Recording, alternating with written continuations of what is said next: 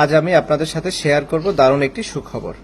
আপনারা সাম্প্রতিক নির্বাচন পরবর্তী পরিস্থিতি নিয়ে বিভিন্ন মহল থেকে প্রতিক্রিয়া আসছে।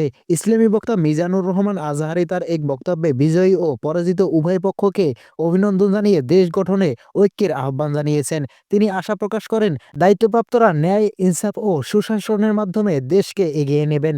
এই বক্তব্য সামাজিক যোগাযোগ মাধ্যমে ছড়িয়ে পড়ার পর বিষয়টি নিয়ে লাইভে এসে প্রতিক্রিয়া জানান জাতীয় দলের ক্রিকেটার সাকিব আল হাসান। সাকিব বলেন, নির্বাচন শেষে সবচেয়ে গুরুত্বপূর্ণ বিষয় হলো দেশের শান্তি ও স্থিতিশীলতা বজায় রাখা। মতপার্থক্য থাকলেও সবাইকে দেশের স্বার্থে একসাথে কাজ করা উচিত বলে মন্তব্য করেন তিনি। তিনি আরো বলেন, একজন নাগরিক হিসেবে তিনি চান মানুষের মধ্যে বিভেদ নয়, পারস্পরিক সম্মান ও সহনশীলতা বাড়ুক।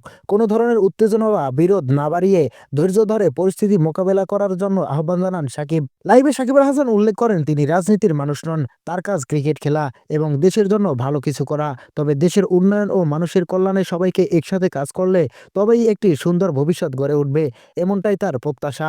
সবশেষে তিনি বলেন, খেলাধুলা মানুষকে এক করে, তাই নির্বাচন পরবর্তী সময়ে সবাইকে ঐক্য ও শান্তি বজায় রাখার আহ্বান জানান সাকিব আল হাসান। হ্যালো এভরিওয়ান, আজ আমি আপনাদের সাথে শেয়ার করব দারুণ